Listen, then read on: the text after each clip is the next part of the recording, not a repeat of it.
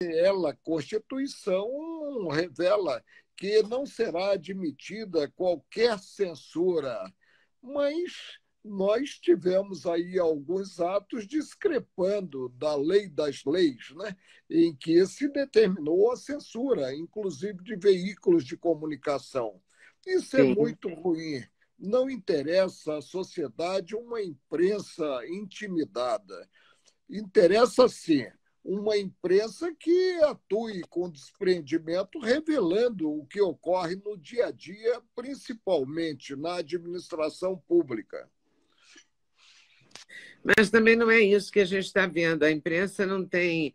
A imprensa surpreende a gente num sentido muito estranho. Por exemplo, desde que eu me entendo por jornalista, eu imaginaria vários jornalistas na porta da casa na Bahia, onde o Lula passou férias, atrás do Lula, em todo lugar que ele estivesse andando, porque foi assim com todos os presidentes eleitos. Não é porque é o Lula. Sempre foi assim.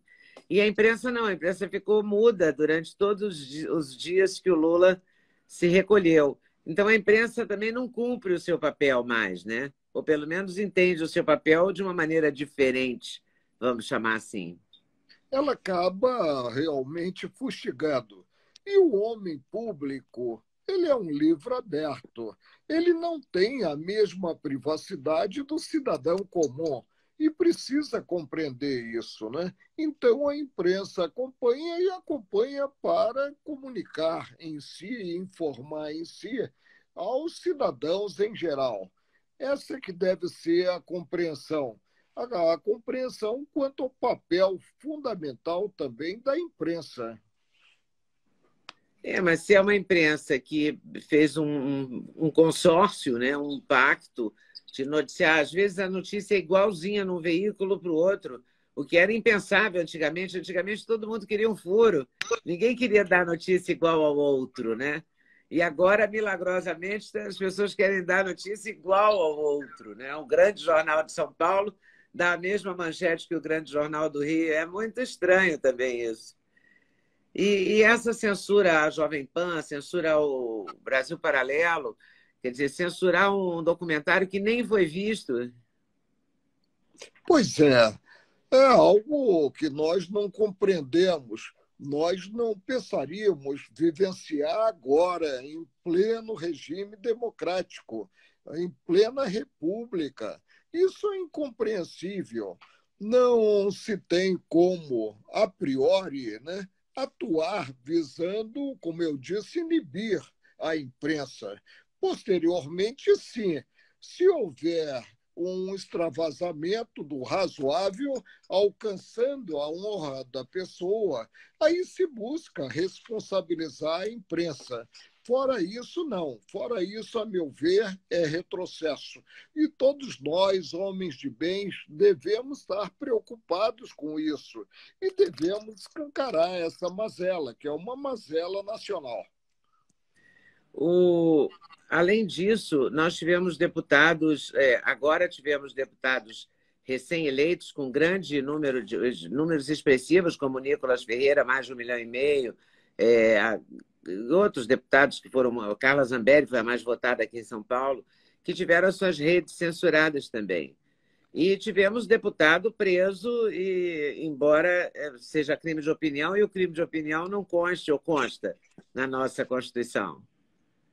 Exato. E se formos à Constituição, nós vamos ver que deputados, principalmente federais e senadores, isso se transporta para o campo estadual, para o campo municipal, são os vereadores, são invioláveis, consideradas manifestações e votos, e não podem realmente ser censurados. O que se quer é que o parlamentar atue com desprendimento.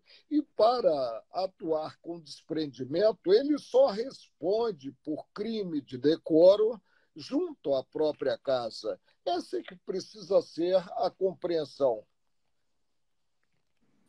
O senhor entende que o Poder Judiciário é, tem legislado na medida em que interpreta a Constituição, quando, na verdade, deveria cumpri-la?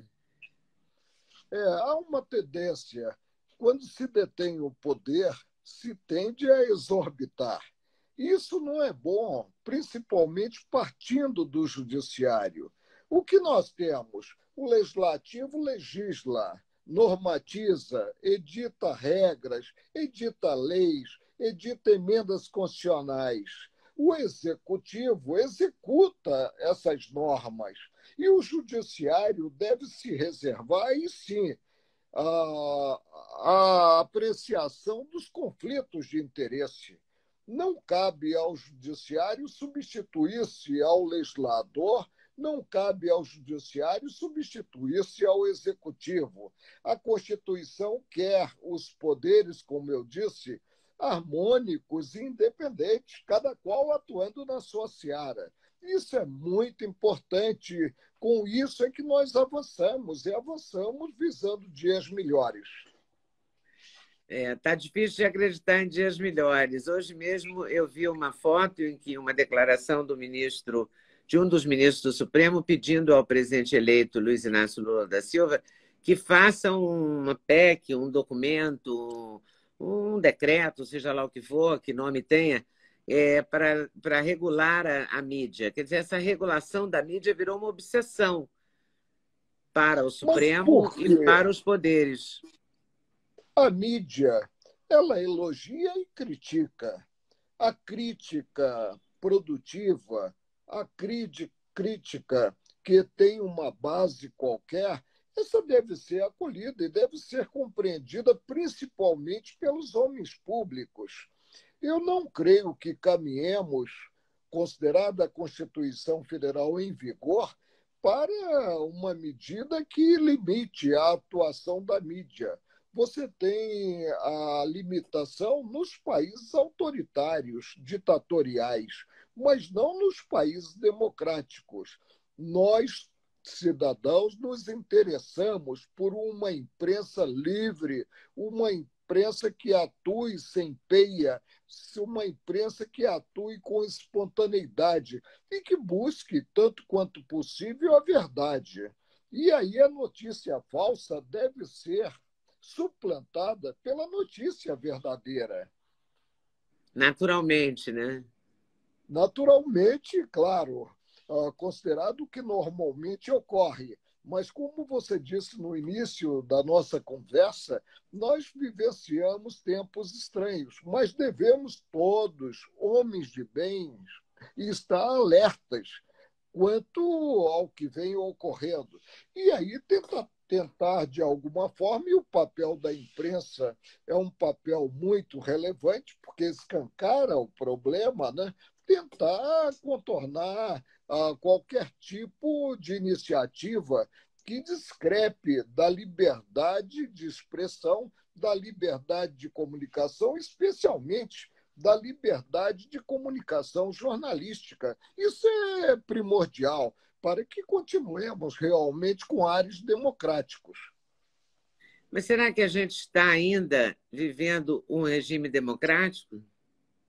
Eu acredito que sim. Há, por parte de alguns, um certo saudosismo considerado a época anterior, o regime de exceção.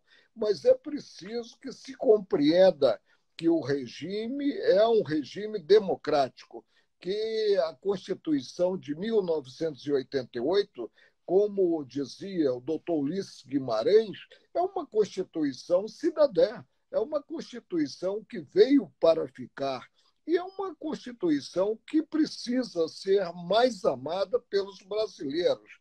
Eu costumo dizer que no Brasil nós não precisamos, e já temos um entulho legislativo muito grande, de novas leis.